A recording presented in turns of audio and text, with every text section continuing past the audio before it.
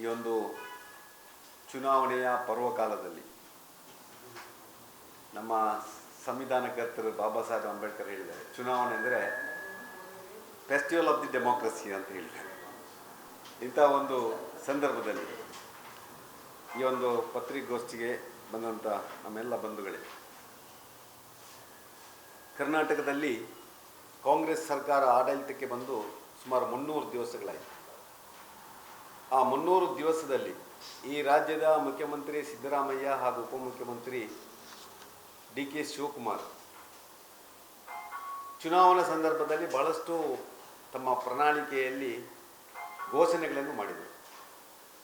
ಆ ಘೋಷಣೆಗಳಿಗೆ ಅನುದಾನವನ್ನು ಹಂಚಿಕೆ ಮಾಡಲಿಕ್ಕೆ 1 ವರ್ಷದ ಮಟ್ಟಿಗೆ ಯಾವುದೇ ಸಾರ್ವಜನಿಕ ಅಭಿವೃದ್ಧಿ ಕಾರ್ಯಕ್ರಮಗಳನ್ನು ಮಾಡುವುದಿಲ್ಲ. ವ್ಯಕ್ತಿಗತವಾಗಿ ನಮ್ಮ ಆ ಒಂದು ಪ್ರಣಾಳಿಕೆಯಲ್ಲಿರುವಂಥ ವಿಚಾರಕ್ಕೆ ಒತ್ತು ಕೊಟ್ಟು ನಾವು ಅನುದಾನ ಹೊಂದಿಸಿಕೊಳ್ಬೇಕಾಗಿದೆ ಅಂತೇಳುವಂಥ ಮಾತನ್ನು ಉಲ್ಲೇಖ ಮಾಡಿದರು. ಅದಕ್ಕೆ ಎಲ್ಲ ಶಾಸಕರು ಕೂಡ ಸಹಕಾರ ಮಾಡಬೇಕು ಅಂತೇಳಿ ಆಗ ಕಾಂಗ್ರೆಸ್ ಶಾಸಕರೇ ಅಪಸ್ವರ ಎತ್ತಿದರು, ಅಭಿವೃದ್ಧಿ ಅನುದಾನ ಇಲ್ಲದೆ ನಮಗೆ ಕ್ಷೇತ್ರಕ್ಕೆ ಹೋಗಲಿಕ್ಕೆ ಆಗುವುದಿಲ್ಲ ಅಂತೇಳಿ. ಇಂಥ ಒಂದು ಸಂದರ್ಭದಲ್ಲಿ ಪುತ್ತೂರಿನ ಶಾಸಕರು ಕೋಟಿ ಅನುದಾನಗಳು ಪುತ್ತೂರಿಗೆ ಹರಿದು ಬರ್ತಾ ಇದೆ, ಶಿಲಾನ್ಯಾಸ ಮಾಡಲಿಕ್ಕೆ ನನಗೆ ಸಮಯ ಇಲ್ಲ ಅಂತ ಹೇಳಿ 1474.29 ಲಕ್ಷ ಕೋಟಿಯ ಒಂದು ಪಟ್ಟಿಯನ್ನು ಬಿಡುಗಡೆ ಮಾಡ್ತಾರೆ. ಪಟ್ಟಿ ಬಿಡುಗಡೆ ಮಾಡೋದು ಮಾತ್ರ ಅಲ್ಲ,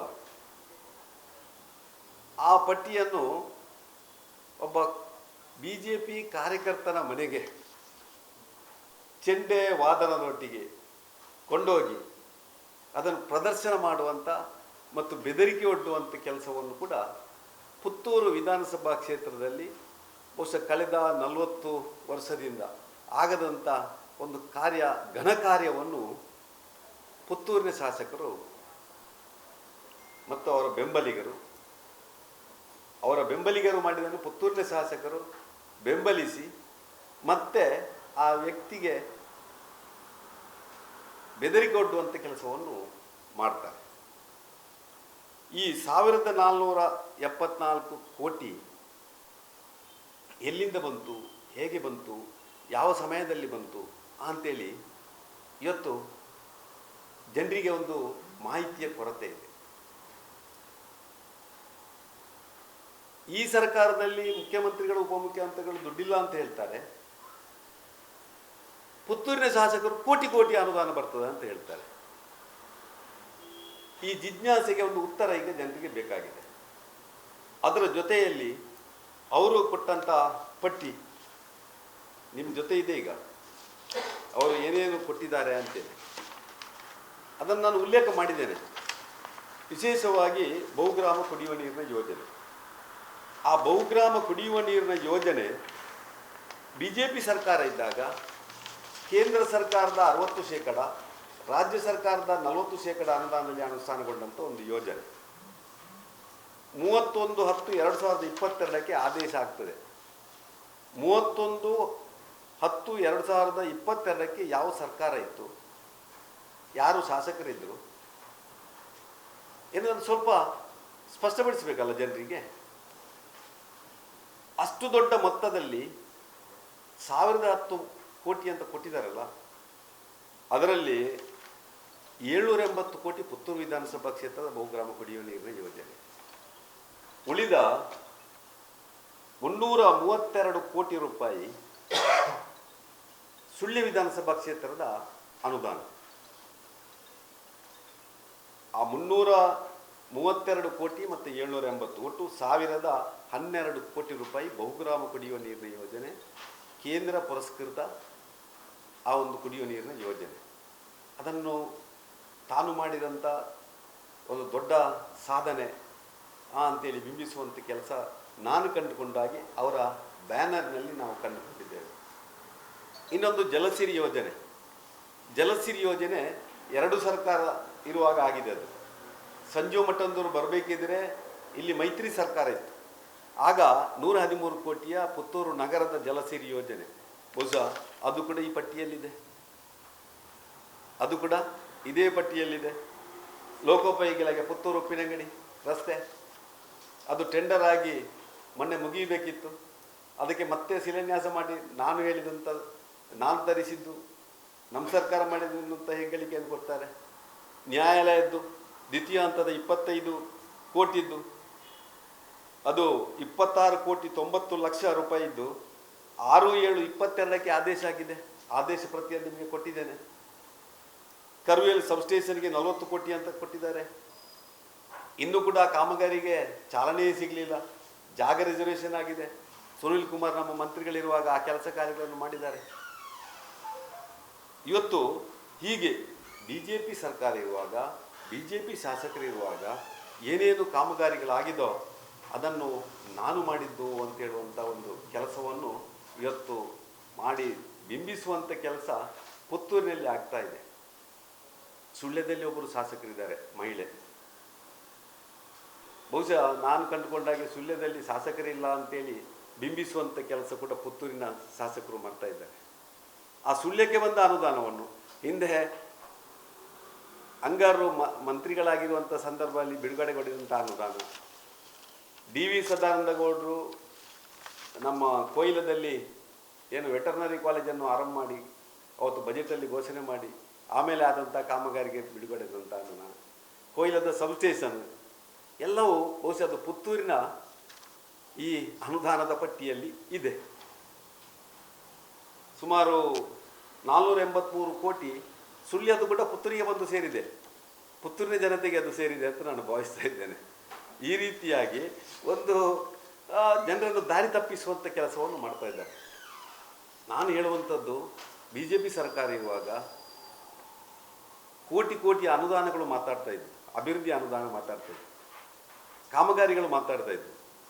ಇವತ್ತು ಕಾಂಗ್ರೆಸ್ ಸರ್ಕಾರದಲ್ಲಿ ಕಾಂಗ್ರೆಸ್ ಶಾಸಕರು ಕೋಟಿ ಮಾತಾಡ್ತಾ ಇದ್ದಾರೆ, ಕೆಲಸ ಮಾತಾಡ್ತಾ ಇಲ್ಲ. ಕೋಟಿ ಶಾಸಕರು ಮಾತಾಡ್ತಾ ಇದ್ದಾರೆ, BJP ಇರುವಾಗ ಕೋಟಿ ಕೆಲಸಗಳು ಮಾತಾಡ್ತಾ ಇದ್ವು. ವ್ಯತ್ಯಾಸ ಇದು ಅಷ್ಟೇ, ಬೇರೆ ಏನಿಲ್ಲ. ಎಲ್ಲ ಚುನಾವಣೆ ಗಿಮಿಕ್.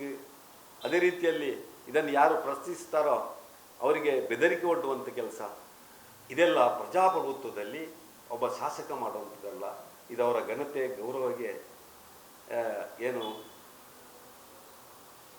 ಹೆಚ್ಚಿಸುವಂಥ ಕೆಲಸ ಆಗುವುದಿಲ್ಲ. ಅವರು ಏನು ಕೆಲಸ ಮಾಡಿದಾರೋ ಅದನ್ನು ವಾಸ್ತವವಾಗಿ ಜನರ ಮುಂದೆ ಇಡುವಂಥ ಕೆಲಸ ಮಾಡಲಿ. ಸರ್ಕಾರದಿಂದ ಅವರು ಏನು ತಂದಿದ್ದಾರೋ ಅದನ್ನು ಜನರ ಮುಂದೆ ಅಂಕಿ ಸಂಖ್ಯೆ ದಾಖಲೆ ಸಮೇತ ಪ್ರಚುರಪಡಿಸುವಂಥ ಕೆಲಸ ಮಾಡಲಿ ಅಂತೇಳಿ ನಾವು ಭಾರತೀಯ ಜನತಾ ಪಾರ್ಟಿ ಈ ಸಂದರ್ಭದಲ್ಲಿ ಒತ್ತಾಯ ಮಾಡ್ತಾರೆ.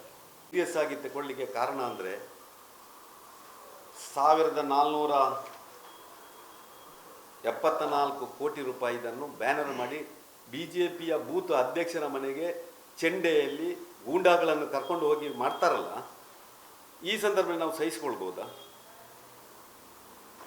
ಅವ್ರು ಹೇಳ್ತಾರಲ್ಲ 40 ವರ್ಷದಲ್ಲಿ ಇಲ್ಲಿ ಏನೂ ಆಗಲಿಲ್ಲ, ಅಂಥದ್ದನ್ನು ನಾನು ಮಾಡಿದ್ದೇನೆ.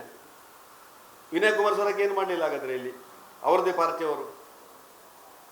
ಶಕುಂತಲಾ ಶೆಟ್ಟಿ ಏನು ಮಾಡಲಿಲ್ಲ, ಅವರದೇ ಪಾರ್ಟಿಯವರು. ಅವರ ಗುರು ಸದಾನಂದ ಗೌಡರು ಇಲ್ಲಿ ಏನು ಮಾಡಲಿಲ್ಲ. ಎಲ್ಲವನ್ನು ಹಾಗಾದರೆ ಈಗ ಮಾಡ್ತಾ ಇದ್ದಾರಾ? ಇದು ಕೂಡ ಅದಕ್ಕೆ ಸೇರ್ತದೆ. ಹಾಗಾದರೆ ಆ 40 ವರ್ಷದಲ್ಲಿ ಯಾವುದು ಆಗದ್ದು ಚೆಂಡೆಯೊಂದಿಗೆ. ಚೆಂಡೆ ಯಾವುದಕ್ಕೆ ಉಪಯೋಗ ಮಾಡ್ತೇವೆ ನಾವು? ಸ್ವಾಮಿಗಳು ಬರುವಾಗ, ದೇವಸ್ಥಾನದ ಪವಿತ್ರ ಕಾರ್ಯದಲ್ಲಿ, ಹೌದಾ? ಇದು ಗೂಂಡಗಿರಿ ಮಾಡಲಿಕ್ಕೆ ಚೆಂಡೆ ನಮ್ಮ ಸಾಂಪ್ರದಾಯಿಕ ಇದನ್ನು ಉಪಯೋಗ ಮಾಡೋದಾ? ಕೆಲಸ ಅವರದ್ದು ಒಂದಂಥದ್ದು. ಅವರಿಗೆ 2-3 ಸಲ ನೋಟಿಸ್ ಆಗಿದೆ. ಅವರಿಗೆ ಇನ್ನೂ ಕೂಡ 5 ವರ್ಷ ಇದೆ, ಮೇಂಟೆನೆನ್ಸ್ ಇದೆ. ಅವರಿಗೆ ಸುಮಾರು 40 ಕೋಟಿ ಹತ್ತಿರ ಇರಬೇಕು ಮೇಂಟೆನೆನ್ಸ್ಗೆ. ಅದರಲ್ಲಿ ಇದೆ, ಕ್ಲಿಯರ್ ಇದೆ, ಅದರಲ್ಲಿ ಡಿಟೇಲ್ ಆಗಿದೆ. ಅವರೇ ಇನ್ನು ಮೇಂಟೈನ್ ಮಾಡೋದು. ಇಡೀ ಪುತ್ತೂರು ನಗರದ ಎಲ್ಲ ಕುಡಿಯುವ ನೀರಿನ ಯೋಜನೆಯನ್ನು ಅವರೇ ಇನ್ನು ಅನುಷ್ಠಾನ ಮಾಡುವಂಥದ್ದು. ಅದಕ್ಕೆ ಮೇಂಟೆನೆನ್ಸ್ ಗ್ರ್ಯಾಂಟ್ ಕೂಡ 113 ಕೋಟಿಯಲ್ಲಿದೆ. ಕೆಲಸ ಅಪೂರ್ಣ, ಪೂರ್ತಿ ಆಗಲಿಲ್ಲ, ಅಪೂರ್ಣ. ಯಾವುದೇ ಒಂದು ಸರ್ಕಾರ ಯಾವುದೇ ಒಂದು ಕಾಮಗಾರಿಯನ್ನು ಬಿಡುಗಡೆ ಮಾಡಬೇಕಿದ್ರೆ, ಆದೇಶ ಮಾಡಬೇಕಿದ್ರೆ, ಗೌರ್ಮೆಂಟ್ ಜಿಯೋ ಆರ್ಡರ್ ಆಗಬೇಕಿದ್ರೆ DPR ಆಗಿ ಜಿಯೋ ಆರ್ಡರ್ ಆಗ್ತದೆ. ಅದು ಟೆಂಡರ್ ಹಂತಕ್ಕೆ ಹೋಗಬೇಕಿದ್ರೆ ಇಂತಿಷ್ಟು ಅಮೌಂಟನ್ನು ಅಲ್ಲಿ ಇಡಬೇಕಾಗ್ತದೆ. ಅದು ಇಡದೆ ಯಾವುದನ್ನು ಇಡಲಿಕ್ಕೆ ಆಗೋದಿಲ್ಲ, ಕಾಮಗಾರಿ ಮಾಡಲಿಕ್ಕೆ ಆಗೋದಿಲ್ಲ. ಅರ್ಥ ಆಯ್ತಾ? ಅದನ್ನು ಅಷ್ಟು ಕಾಮಗಾರಿಯನ್ನು ಅದಕ್ಕೆ ಹಣಕಾಸು ಇಲಾಖೆಯಿಂದ ಅನುಮತಿ ತಗೊಂಡೇ ಮಾಡುವಂಥದ್ದು. ಕೆಲಸ ಆಗುವಾಗ 2 ವರ್ಷ 3 ವರ್ಷ 4 ವರ್ಷ ಹೋಗ್ಬೋದು. ಟೆಂಡರ್ ಪೀರಿಯಡ್ 18 ತಿಂಗಳು 20 ತಿಂಗಳು ಕೊಡ್ತಾರೆ. ಕಾಮಗಾರಿಯ ಬಿಲ್ ಆಗೋದು ಕೊನೆಗೆ. ಆ ಕೊನೆಗೆ ಆಗುವಾಗ ಆ ಸರ್ಕಾರ ಉಂಟೋ ಇಲ್ವೋ ಅಂತ ಗೊತ್ತಿಲ್ಲ, ಮತ್ತೊಂದು ಸರ್ಕಾರವೂ ಬರ್ಬೋದು. ಆ ಸರ್ಕಾರದ ಕರ್ತವ್ಯ ಅದು. ಈಗ ಕಾಂಗ್ರೆಸ್ ಸರ್ಕಾರ ಮಾಡಿದ್ರೆ BJP ಸರ್ಕಾರ ಕೊಡಲಿಕ್ಕೆ ಆಗೋದಿಲ್ಲ ಅಂತ ಹೇಳಲಿಕ್ಕೆ ಆಗೋದಿಲ್ಲ. ಸರಿಯಾ? ಅಂದರೆ ಒಂದು ಸರ್ಕಾರ ಅಂತ ಇದೆ, ಇನ್ನೊಂದು ಇಲಾಖೆ ಅಂತ ಇದೆ. ಸರಿಯಾ? ಸರ್ಕಾರದಲ್ಲಿ ಒಂದು GO ಆಗ್ತದೆ, ಗೌರ್ಮೆಂಟ್ ಆರ್ಡರ್ ಆಗ್ತದೆ. ಮುಖ್ಯಮಂತ್ರಿಯಿಂದ ಒಂದು ಆರ್ಡರ್ ಆಗುವಂಥದ್ದು ಸರ್ಕಾರದ ಆದೇಶ, ಒಂದು ಮಂತ್ರಿಗಳಿಂದ ಆಗೋದು ಸರ್ಕಾರದ ಆದೇಶ. ಅದು ಆದೇಶ ಆದ ಮೇಲೆ ಆ ಇಲಾಖೆಗಳಿಗೆ ಹೋಗ್ತದೆ. ಇಲಾಖೆಯವರು ಮತ್ತದಕ್ಕೆ DPR ರೆಡಿ ಮಾಡ್ತಾರೆ, ಡಿಟೇಲ್ ಪ್ರಾಜೆಕ್ಟ್ ರಿಪೋರ್ಟ್ ಅಂತ ಹೇಳ್ತಾರೆ. ಆ ಡಿಟೇಲ್ಡ್ ಪ್ರಾಜೆಕ್ಟ್ ರಿಪೋರ್ಟ್ ರೆಡಿಯಾಗಿ ಆಮೇಲೆ ಅದಕ್ಕೆ ಅನುದಾನ ಇದಕ್ಕೆ ಹೊಂದಿಕೆ ಮಾಡ್ತಾರೆ. ಈ ಅನುದಾನ ಎಷ್ಟು ಇಟ್ಟಿದ್ದಾರೆ ಅದಕ್ಕೆ ಸರಿಯಾಗಿ ಹೊಂದಿಕೆ ಮಾಡ್ತಾರೆ. ಒಂದು ಹೆಚ್ಚೋ ಒಂದು ಕಡಿಮೆ ಏನಾದರೂ ಆಗ್ಬೋದು.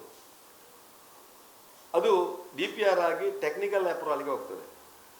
ಟೆಕ್ನಿಕಲ್ ಅಪ್ರೂವಲ್ ಆದ ಮೇಲೆ ಅದು ಅಡ್ಮಿನಿಸ್ಟ್ರೇಟಿವ್ ಅಪ್ರೂವಲ್ ಆಗ್ತದೆ. ಅಡ್ಮಿನಿಸ್ಟ್ರೇಟಿವ್ ಅಪ್ರೂವಲ್ ಆದ ಮೇಲೆ ಅದು ಟೆಂಡರಿಗೆ ಹೋಗ್ತದೆ.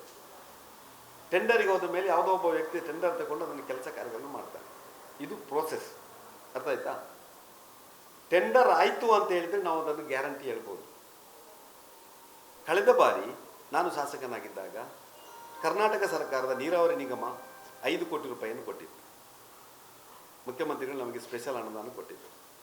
ಚೈಲ್ನ ತಿಮ್ಮಪ್ಪ ಶೆಟ್ಟಿ ಅವರಿಗೆ ಬರಬೇಕಿತ್ತು, ಬರಲಿಲ್ಲ. ಅವರು ಕರಾವಳಿ ಪ್ರಾಧಿಕಾರದ ಅಧ್ಯಕ್ಷರಾಗಿದ್ದರು. ಅವರು 3 ಕೋಟಿ ರೂಪಾಯಿಯನ್ನು ನಮಗೆ ಕೊಟ್ಟಿದ್ದರು ಪುತ್ತೂರಿಗೆ. ಇನ್ನು 2 ಕೋಟಿ ಸ್ಪೆಷಲ್ ಗ್ರಾಂಟ್ ಅಂದರೆ 10 ಕೋಟಿ ರೂಪಾಯಿ ಬಂದಿತ್ತು. ಲಾಸ್ಟ್ ಮೂಮೆಂಟಿಗೆ ಬಂದಿತ್ತು. ಗೌರ್ಮೆಂಟ್ ಆರ್ಡರ್ ಆಯಿತು, GO ಆಯಿತು. ನಮ್ಮ ಸರ್ಕಾರ ಅವಧಿ ಮುಗಿಯಿತು, ಚುನಾವಣೆ ಆಯಿತು, ಕಾಂಗ್ರೆಸ್ ಸರ್ಕಾರ ಬಂತು. 10 ಕೋಟಿಯನ್ನು ಸಿದ್ದರಾಮಯ್ಯ ಅವರು ವಾಪಸ್ ತಗೊಂಡ್ರು. ಯಾವುದು? ಗೌರ್ಮೆಂಟ್ ಆರ್ಡರ್ ಅದನ್ನು ವಾಪಸ್ ತಗೊಂಡ್ರು. ವಸ್ತುನಿಷ್ಠತೆ, ವಿಶ್ವಾಸಾರ್ಹತೆ, ನಿಖರತೆಗಾಗಿ ನೋಡ್ತಾ ಇರಿ ನ್ಯೂಸ್ ಪುತ್ತೂರು, ಜನಮನದ ಪ್ರತಿಧ್ವನಿ.